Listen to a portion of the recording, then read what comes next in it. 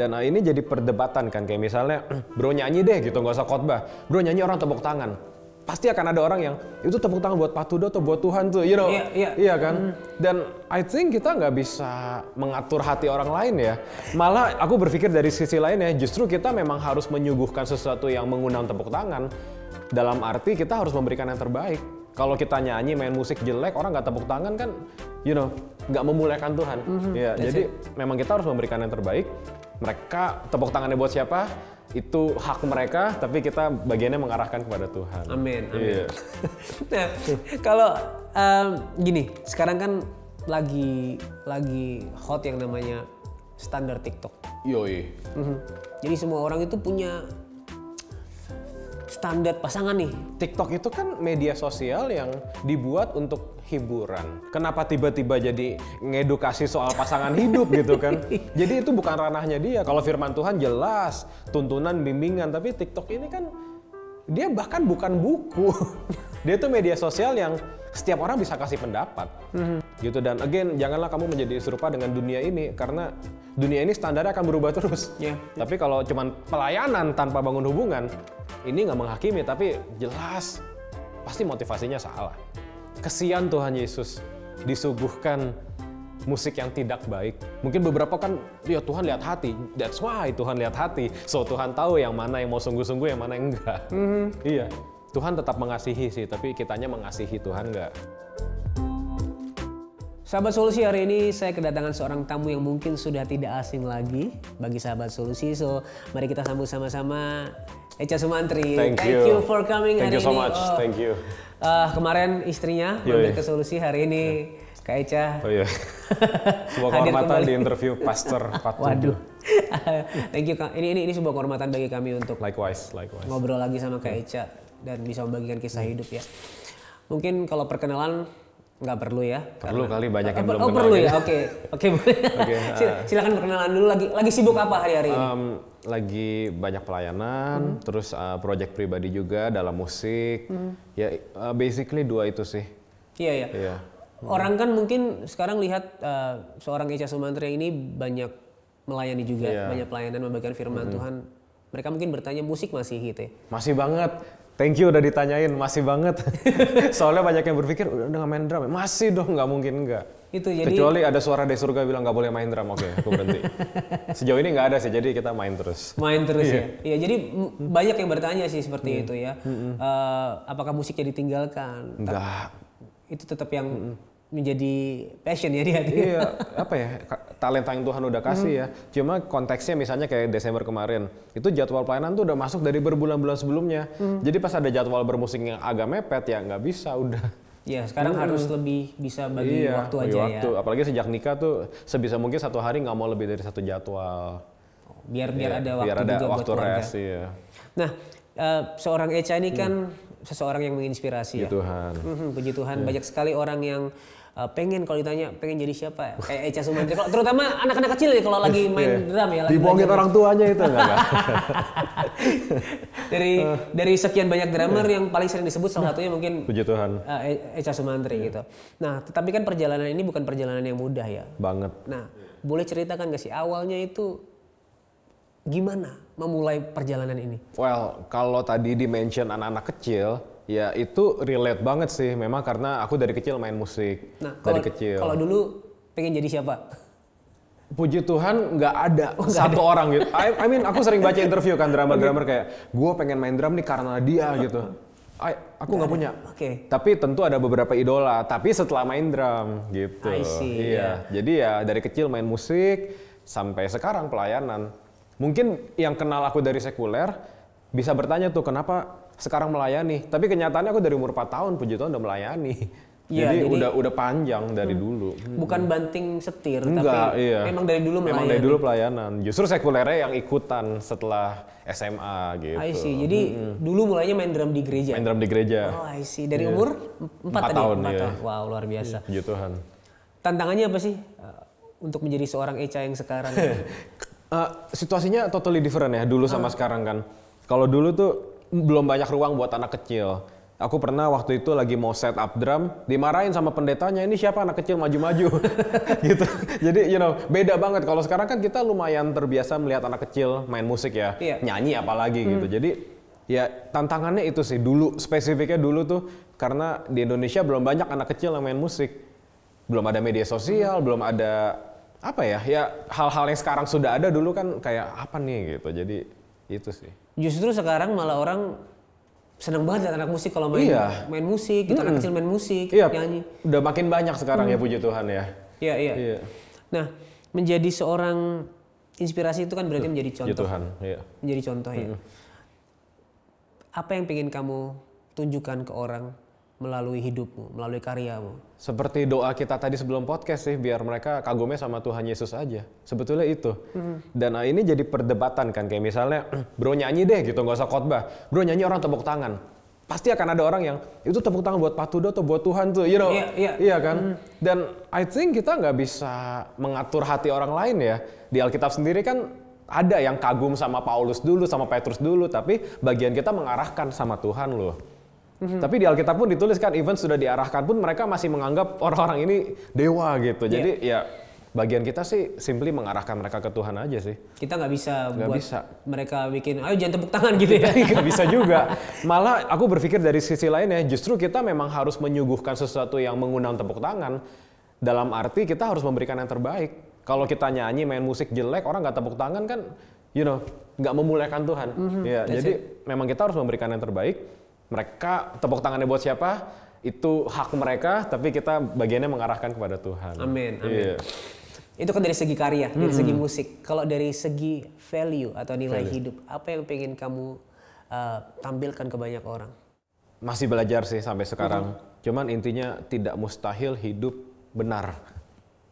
Jadi kan banyak anak muda sekarang, bukan sekarang sih dari dulu yang kayak mustahil gue bisa hidup kudus ya. Beberapa berpikirnya nanti gue udah nikah baru hidup kudus. Tapi nggak mustahil kok. Ketika di Alkitab jadi perintah kan artinya itu possible untuk dilakukan. Iya, meskipun aku pun masih belajar sampai sekarang gitu. Jadi ya mari belajar bersama. Gitu ya? Iya, bisa. Nah, di dunia musik, di dunia entertainment lah ya. Itu kan susah ya untuk memegang value itu dengan erat ya. Ada yang bilang mungkin so suci lo. Ada yang bilang antar juga. Ntar ikut. Juga. Nah gimana seorang Echa ini menghadapi hal seperti itu? Puji Tuhan nggak terlalu dipikirin aja sih. Betul, exactly. Aku terima omongan itu kayak 2006 tuh. Bentar lagi juga ngebul dia gitu. Karena 90% perokok kan di dunia musik waktu itu. Sekarang vape mungkin ya, which is sama aja. Jadi ya nggak terlalu didengerin aja sih. Dan pas waktunya udah lewat tuh, misalnya 2 tahun gitu, udah lewat, puji Tuhannya tetap setia ya, tetap bisa jaga gitu. Oke. Tapi intinya kuncinya jangan merasa berdiri teguh aja, itu aja kan. Karena kalau kita udah ngerasa aman nih gue kebal dosa, jatuh pasti. Justru itu kita sedang mengandalkan kekuatan sendiri. Iya. Itulah paling rentan. Berjaga-jaga aja terus. Tapi sempat gak sih ngalamin hidup yang mungkin sebelum akhirnya ya memegang value ini, sempat gak sih hidupnya kayak terhilang atau mungkin terhilang dari Tuhan enggak, cuman bikin dosa-dosa nggak penting ya sempet. Ya yang yang kayak kalau sekarang tuh diingat, aduh nyesel ya, kenapa gitu buang-buang waktu, salah pilih pasangan, menyia-nyiakan kesempatan, ya hal-hal seperti itu. Bagi sebagian orang mungkin bukan dosa besar yang kayak perzinahan atau gimana, tapi buat aku tetap aja sih, aduh Tuhan ampuni ya, ada waktu-waktu yang terbuang nih gitu. Oke. Iya. Kalau ngomongin tentang value ini, tentang hidup benar, bahwa orang itu bisa hidup benar. Pernah nggak sih ada anak muda yang kayak datang tanya, Kak, hidupku tuh seperti ini, rusak. Aku gimana caranya hidup benar?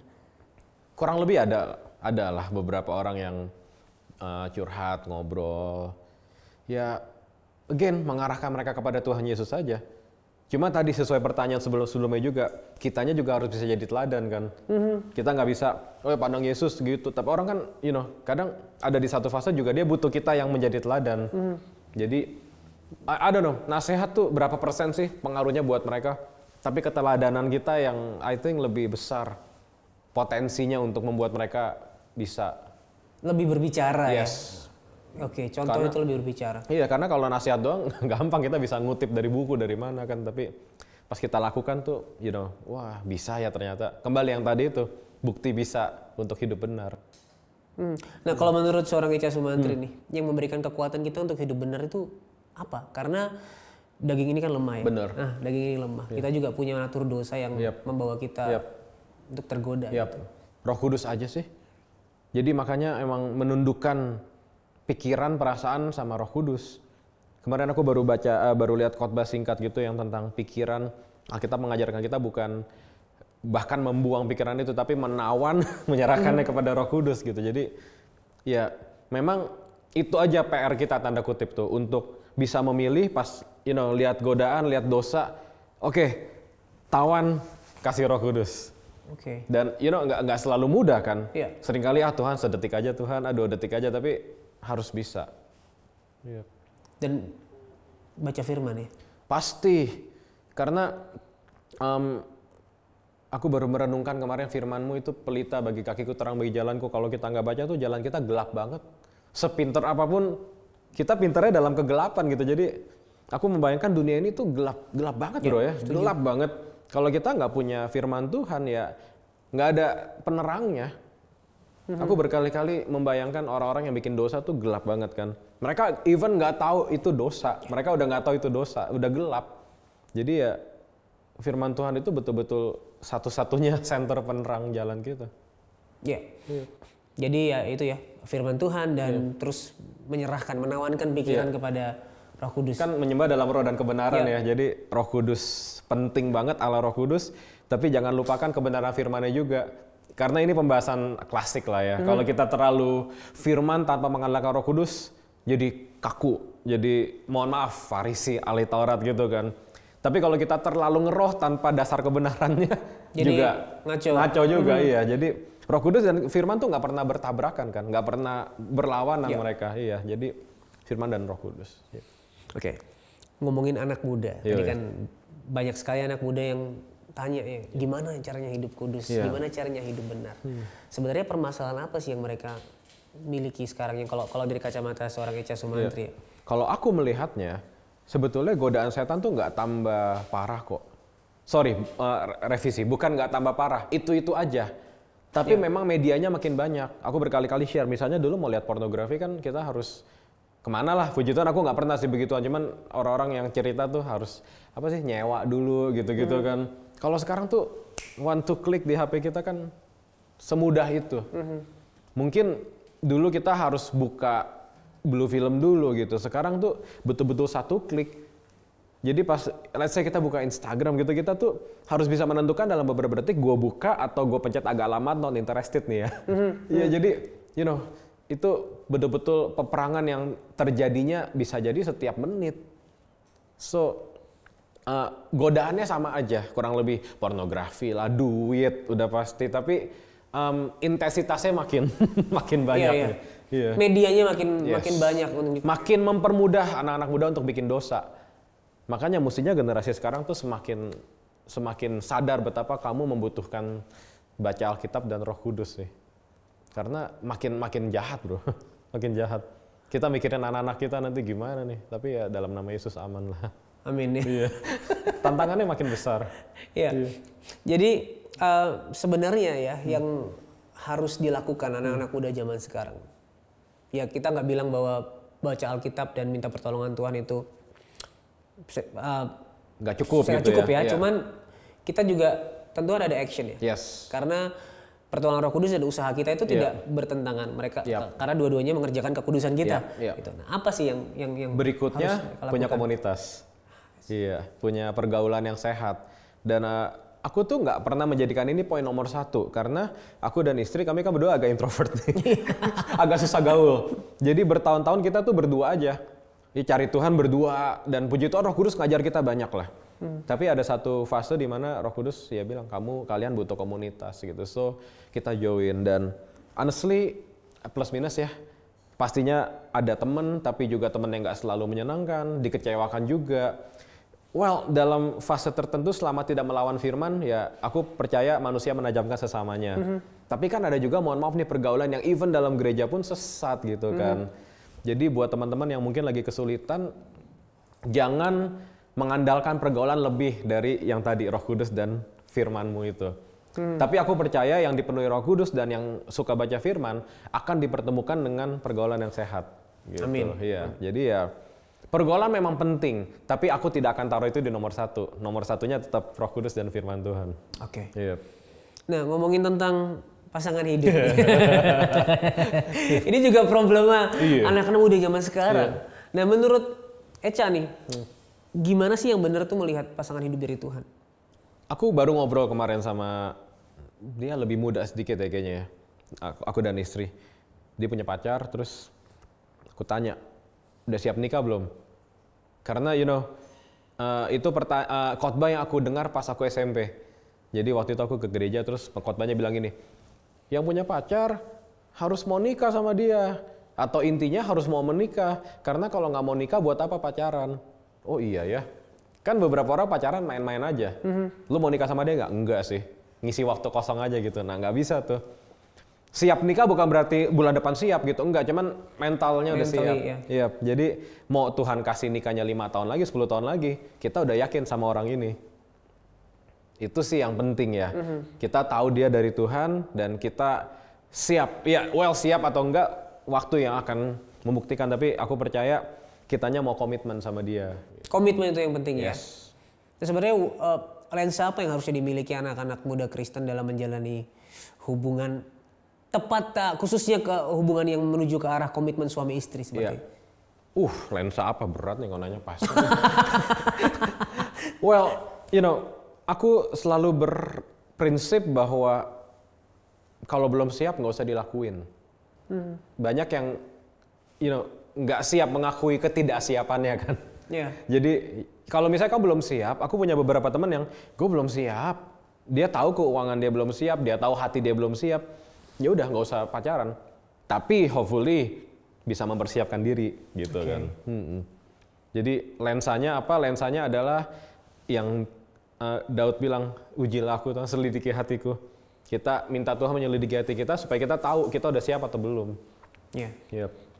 Nah, di dalam waktu itu memutuskan untuk menikah dengan istri, apa yang menjadi pertimbangan dan apa yang menjadi tanda bahwa ini dari Tuhan? Pertama, kita berdua makin dekat sama Tuhan. Pelayanan makin berkualitas dan pastinya kehidupan rohani makin berkualitas. Kita berdua bisa yang puji Tuhan saling mendorong untuk ayo baca Alkitab, ayo bangun keintiman lebih lagi, kita berdoa bareng, itu puji Tuhan terjadi. Kedua, orang tua kita setuju dua-duanya. 4-4 ya berarti. Ketiga, mentor-mentor rohani semuanya support. Poin ketiga ini tentu nggak bisa jadi pembenaran ya, tapi kita melihat orang-orang ini yang diurapi Tuhan, orang-orang yang hidupnya benar dan mereka support gitu. Jadi ya udah, I think 3 poin itu sangat membuat kita yakin.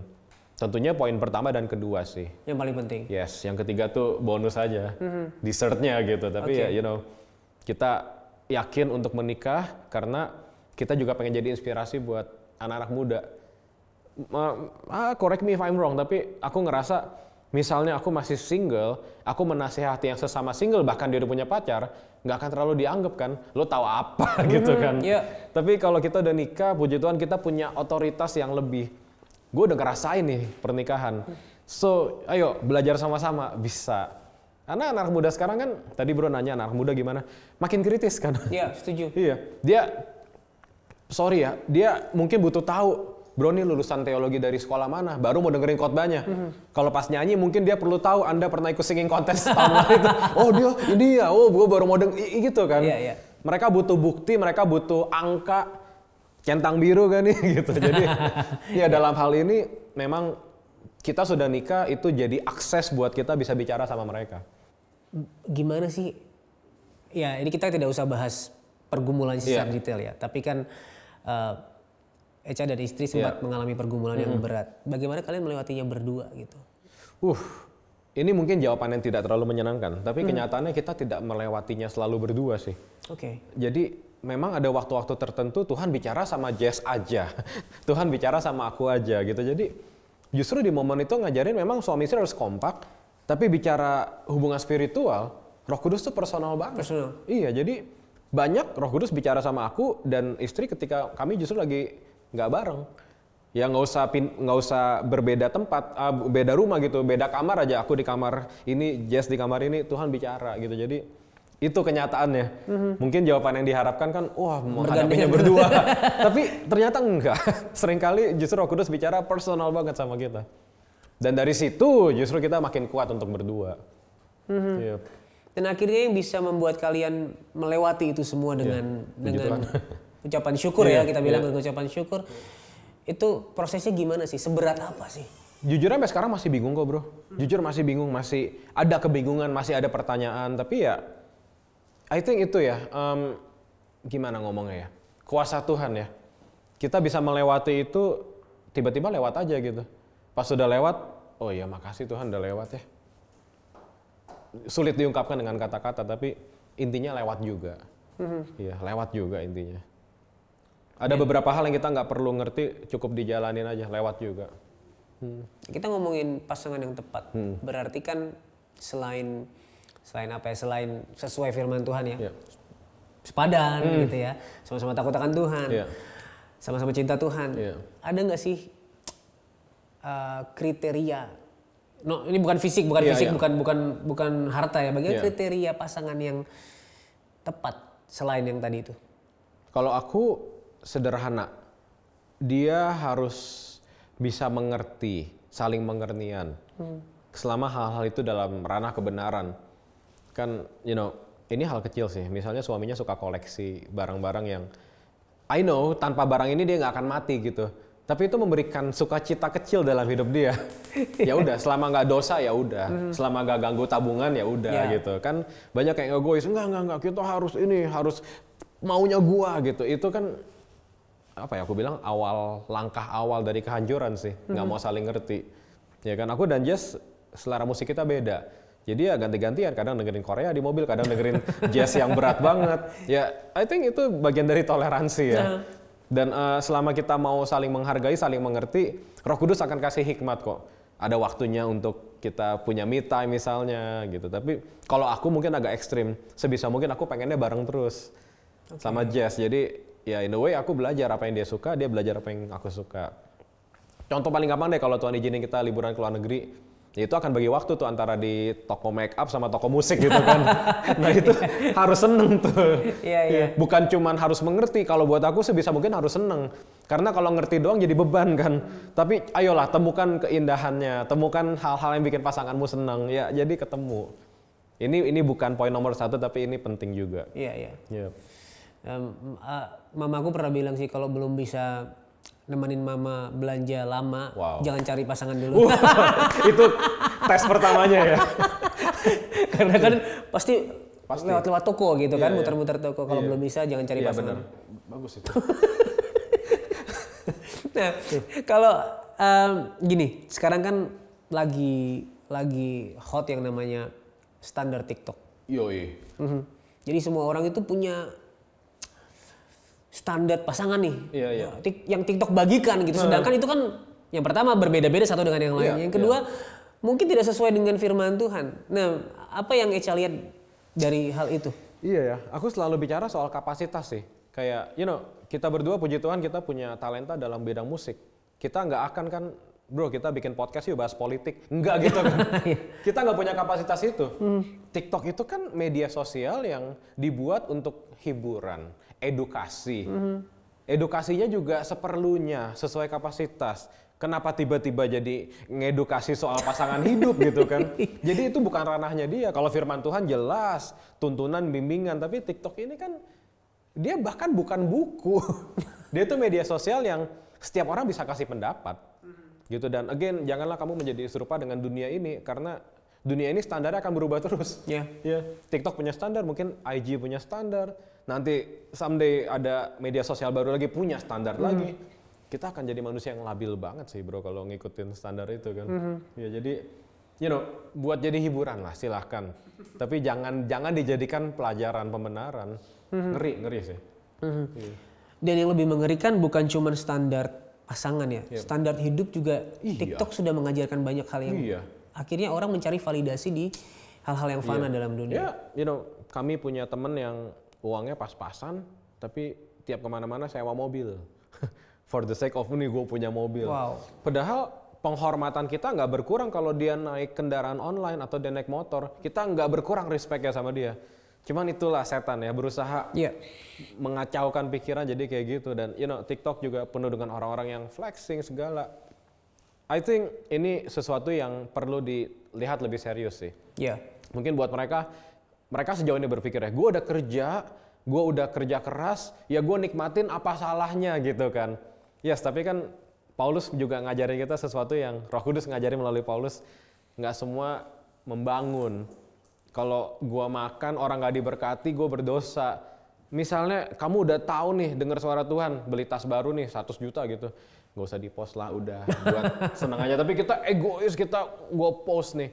Orang lihat terus kecewa, minder. Aku sih yakin itu bentuk pelanggaran juga. Karena kita tahu nih, ini berpotensi bikin orang lain merasakan sesuatu yang salah. Anyway, apa sih yang di-expect ketika kita memamerkan kekayaan gitu, apa sih, ya kan? Kita udah tahu kan akan ada yang senang, akan ada yang enggak.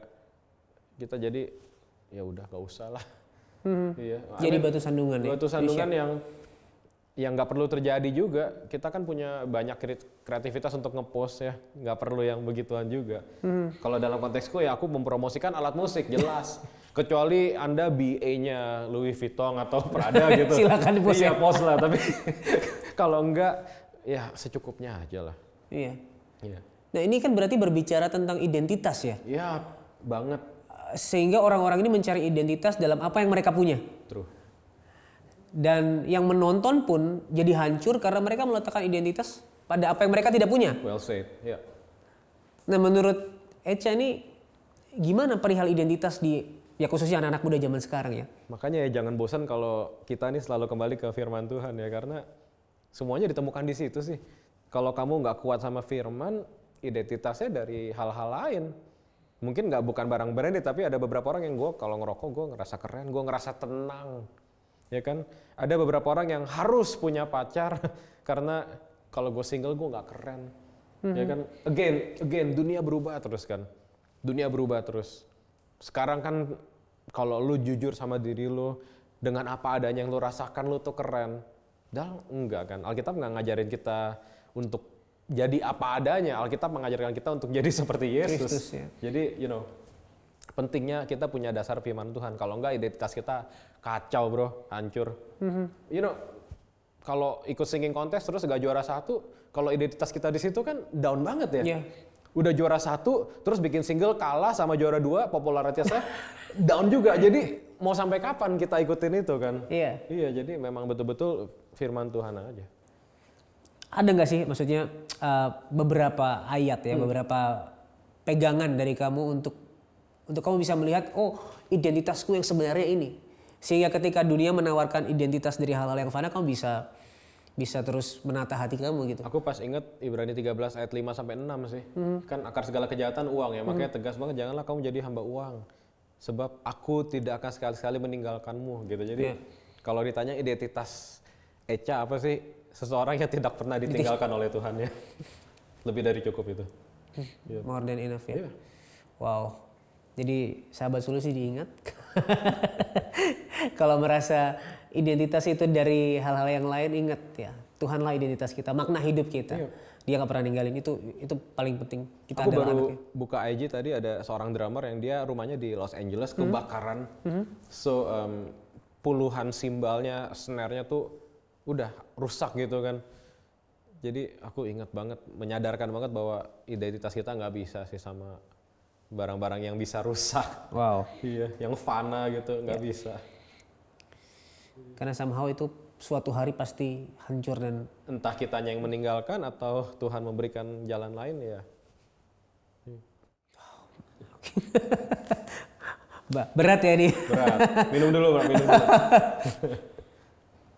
Buat anak-anak muda memang mungkin satu hal yang sedikit menampar ini. Buat aku nggak apa-apa sih, karena hidup kan udah berat. Jadi kalau pengajaran firman yang nggak berat, mau dibawa kemana hidup mereka kan? Hidup udah berat guys, anak-anak muda nih, teman-teman muda. Kalau pengajaran firmannya sorry ya ringan, cetek, nggak akan kuat dasarnya.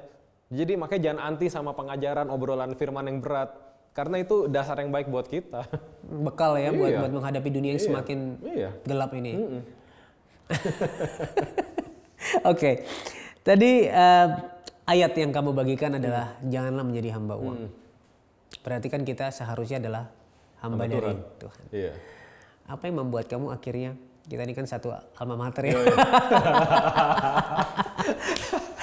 Titik apa sih yang buat kamu akhirnya, oke, aku mau memperdalam pengenalanku akan Tuhan dengan cara sekolah Alkitab? Karena puji Tuhan jadwal khotbah makin banyak. Dan minta maaf banget melihat beberapa orang yang khotbahnya nggak beres. Oke. Waktu itu aku belum sekolah Alkitab aja tahu nih khotbahnya ngaco banget nih gitu kan. Jadi ada panggilan nih, lu nggak boleh ngaco juga. Kita kan nggak bisa cuman mengkritisi sesat nih, ngaco nih, tapi kitanya nggak belajar.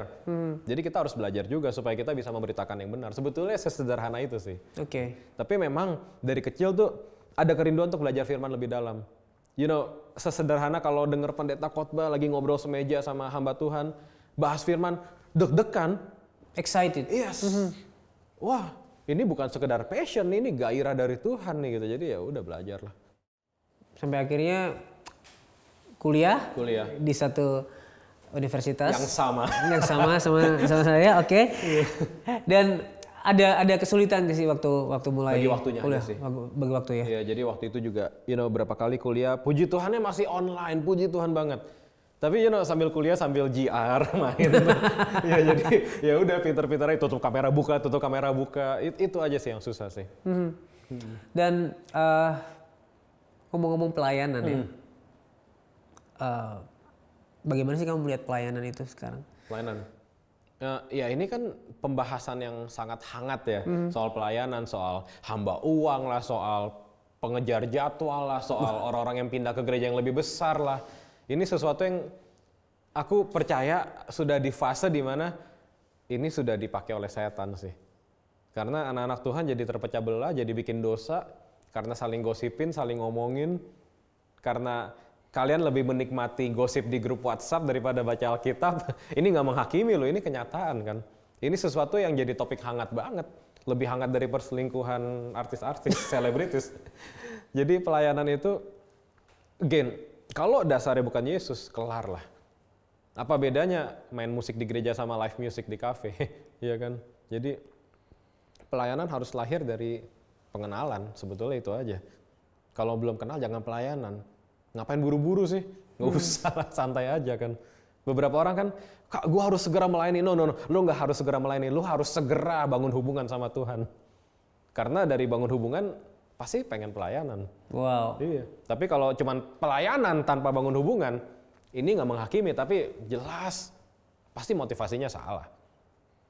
Duit lah, yang lain lah. Pelan banget ngomongnya. Bisa dikencengin tadi malamnya. Jadi, iya. Ini statement yang cukup bold ya, bahwa banyak orang yang melayani ini jadi tujuan. Yep. Padahal pelayanan bukan tujuannya. Mestinya jadi perjalanan. Ya kan? Kayak pada dasarnya kita semua dipilih Tuhan kok. Kita semua dipilih Tuhan. Bedanya kita nggak lagi jala ikan aja di perahu kita gitu. Kita dimanapun Tuhan pilih kita. Cuman kan pemilihan Tuhan itu juga suka-suka Tuhan waktunya mau kapan. Jadi orang-orang yang sudah sadar dipilih Tuhan mestinya nggak akan ngejar-ngejar pelayanan. Karena dia tahu di waktunya dia akan dipakai Tuhan. Iya. Ya aku waktu kecil mungkin sempat juga di fase itu sih. Aduh Tuhan pengen pelayanan dong Tuhan. Karena seneng main musik kan, which is motivasi yang salah sebetulnya. Makanya ini teman-teman muda yang berkesempatan nonton ini, kita saling mengingatkan untuk jangan ngejar pelayanan. Karena akan ada waktunya kok.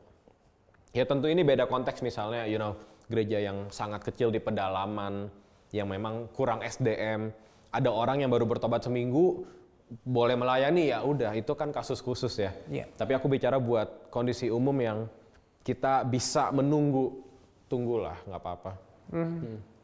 Karena tujuan akhirnya sih kalau menurut aku bukan pelayanan ya, tapi keserupaan dengan Kristus, pertumbuhan, pengenalan. Bener. Dan pelayanan hanya sarananya. Setuju banget. Buat apa pelayanan kalau nggak kesana arahnya?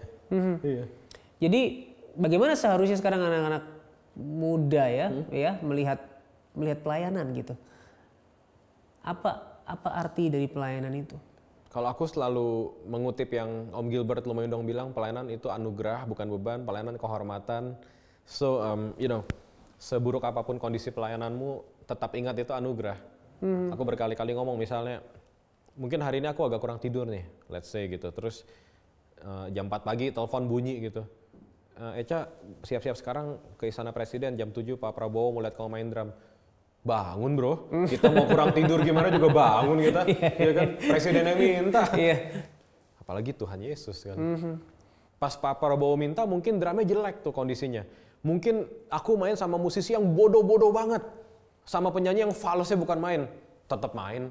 Yaudahlah, pandang Pak Prabowo-nya aja, gitu kan. Kehormatan main ada presiden, apalagi sama Tuhan. Memang tidak mudah, tapi ya makanya kita saling mengingatkan.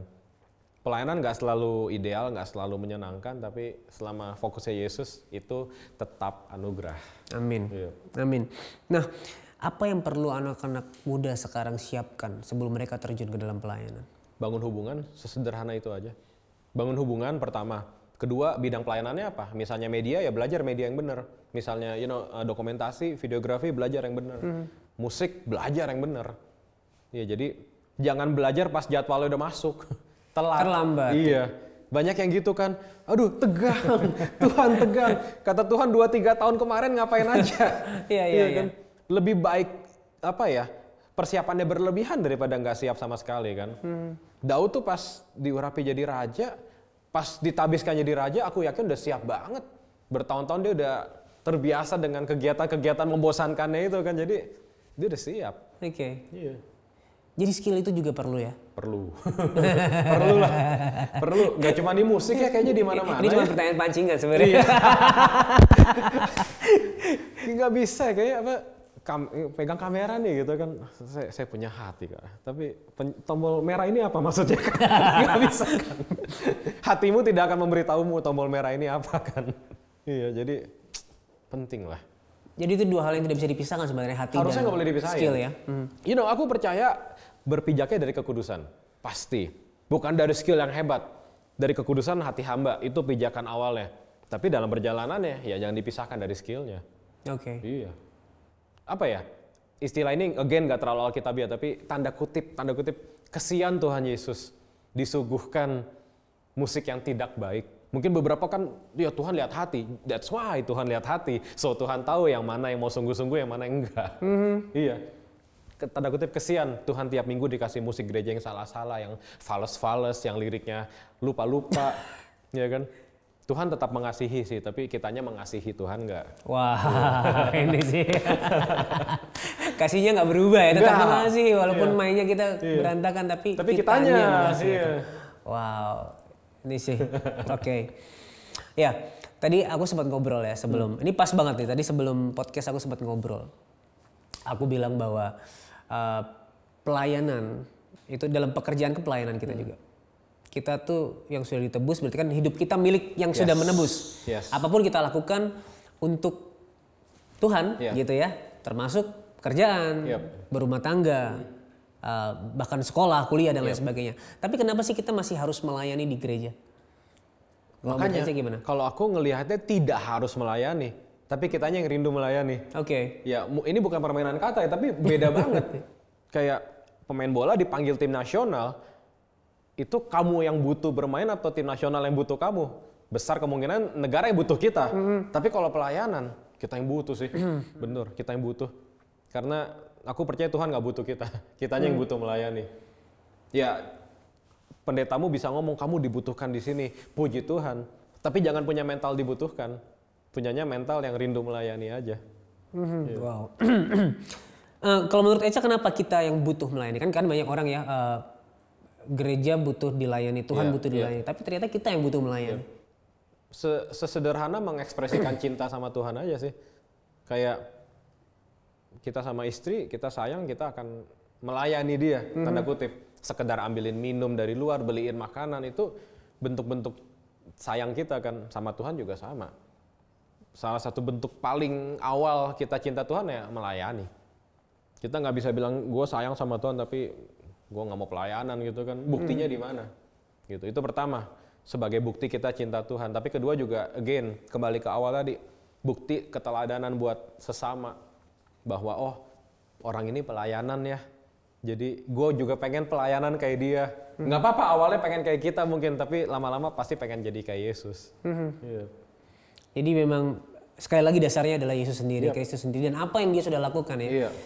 Jadi pelayanan itu seringkali banyak orang yang melayani supaya diberkati Tuhan. Iya. Tapi yang perlu dibenahi adalah kita melayani sebagai respon dari apa yang Tuhan sudah berikan kepada kita. Iya, karena aku percaya berkat itu Tuhan bisa berikan kita melayani atau enggak kok. Matahari dikasih buat orang baik dan orang jahat kan. Kamu boleh ngambek gak pelayanan setahun sama Tuhan. Bisa jadi tetap diberkati hidup ya. Karena bukan itu. Iya, jadi jangan ditabrakin kan ya. Justru kalau kita melayani, kita jadi berkat buat orang lain. Iya. Amin. Nah, ngomong-ngomong pelayanan, sekarang Echa dan Jessica ini pelayanan di bidang apa sih? Maksudnya selain musik ya. Iya. Kalian melayani anak-anak generasi zaman sekarang di part apa gitu? Puji Tuhan banget nih, pas banget 2 hari lagi kita ada talk show tentang Valentine. Jadi beberapa tahun belakangan ini Tuhan bawa kita untuk melayani banyak anak muda. Tapi nggak selalu anak muda juga. Puji Tuhan minggu ini aku dapat jadwal ibadah umum. Jadi ya puji Tuhan lah. Terserah Tuhan mau dibawa kemana. Tapi memang secara intensitas cukup banyak buat anak-anak muda. Gitu, buat pelayanan khotbah, talk show, workshop musik, workshop kecantikan beauty gitu. Jessica yang beauty bukan aku. Kirain udah suka kan? Kirain udah suka. Udah masuk gara-gara tadi ya. Jessica. Tapi jadi beda ya. Maksudnya dulu kan melayani mungkin khotbah sendirian. Sekarang ada yang mendampingi dan kadang bisa pelayanan bersama gitu ya. Iya. Dan puji Tuhan banget kita juga baru bikin praise and worship team, baru rilis November kemarin. Wow. Iya, ini bukan promosi tapi puji Tuhan banget. Gak apa-apa dipromoin. Iya, karena selama ini aku dan Jess tuh ngerasa kami pelayanan tuh tanda kutip berdua aja ya, bertiga sama Roh Kudus ya, jangan ada yang kritisi ya. Kita berdua aja kemana-mana gitu. Kayak, aduh pengen bawa tim ya, cuman kan pasti banyak batasan. Dana lah dan lain-lain, tapi akhirnya November kemarin membulatkan hati kita mau bikin praise and worship team. So lagunya udah rilis, jadi visi misinya sih tahun ini sebisa mungkin pengen bawa tim kalau pelayanan. Oke. Iya. Namanya apa? Lagunya judulnya apa? Undivided enggak. Namanya Echa Sumantri and Joyful Noise. Oke. Judul lagunya bukan kuat bukan gagah. Bukan kuat bukan gagah. Bisa di streaming di semua. Bisa. Ya, ada di sini nanti nih. Boleh dikasih ya nanti. Nah, visinya apa sih ke depan dengan tim praise and worship ini? Sebetulnya, apa yang dirindukan ke depannya? Sesederhana bisa melayani dengan teman-teman gitu. Karena ya jujur salah satunya lihat Bro dan Undivided gitu seru banget kan, rame-rame kemana-mana. Kayak beda ya.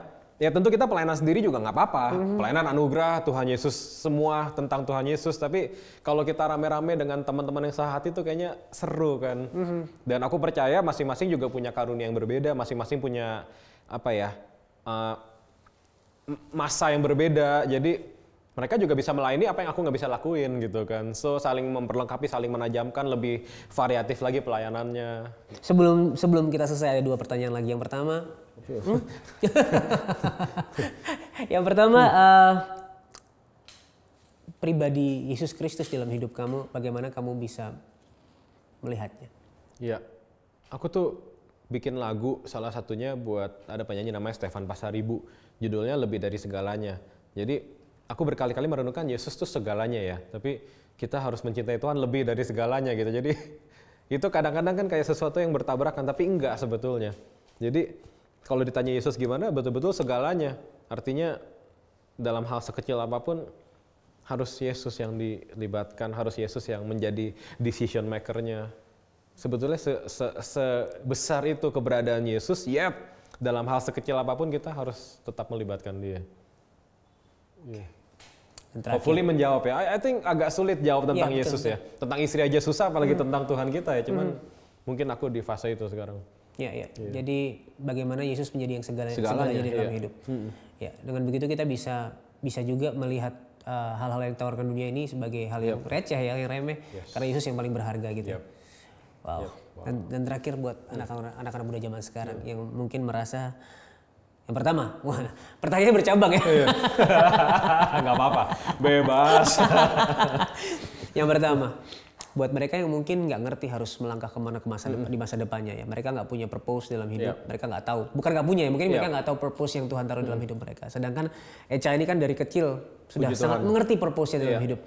Ya, yang kedua buat mereka yang mungkin sekarang sedang struggle dengan kekudusan, dengan apa ya namanya ya? Dengan ikatan dengan dosa adiksi, gitu ya. Ya, mereka sangat struggle dengan itu, dengan apa yang dunia tawarkan gitu. Apa yang mau sampaikan buat mereka? Yang ketiga. Baru kan bercabang ya. Yang ketiga buat mereka yang sedang bergumul dalam pasangan hidup. Mereka mencari pasangan hidup, mempersiapkan diri. Boleh. Wah, kalau bercabang nggak bisa ekspositori nih. Kita yang tahu-tahu aja. Pertama, aku ingat waktu aku sekolah dulu, aku tuh bukan orang paling pintar di sekolah. Aku main musik aja, jadi sekolah tuh udahlah sekedar jalan aja gitu. Tapi aku ingat ada 2 temanku cewek ngobrol, lu enak ya, udah tahu gedenya mau ngapain. Emang lu belum tahu? Belum, bingung. Mereka padahal lebih pintar secara akademis, tapi ternyata bingung gedenya mau ngapain. Jadi ada 2 tipe sih manusia, yang dari kecil udah tahu mau ngapain sama yang belum tahu mau ngapain. So, again, mungkin ini terdengar terlalu ekstrim, tapi tujuan hidup selalu bisa mengikuti perjalanan hidupnya. Jadi, sambil mencari tujuanmu, prioritasnya tetap bangun hubungan dulu sama Tuhan Yesus. Karena kan at the end tujuan hidup dari Tuhan. Kita nggak boleh datang ke Tuhan cuman, Tuhan kasih saya tujuan hidup ya, dapat makasih Tuhan, ditinggal Tuhan, kan nggak bisa. Jadi nggak apa-apa kalau kamu belum ngerasa punya tujuan hidup, nggak apa-apa, yang penting punya Yesus.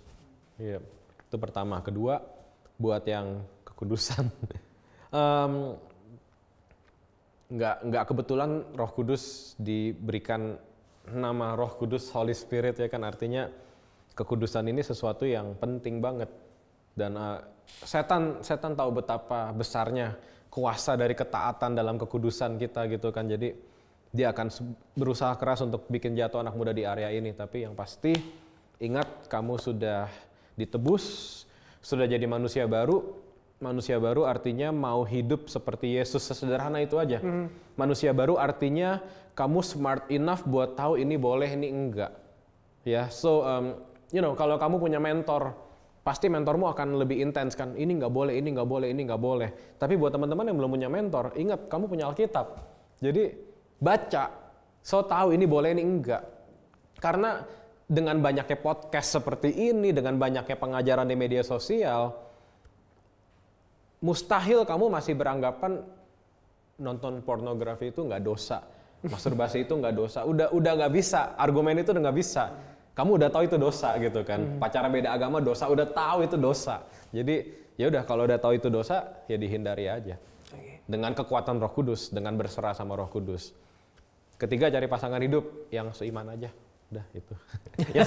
yang sepadan, seimannya belum tentu sepadan ya, Ralat. Yang sepadan, iya.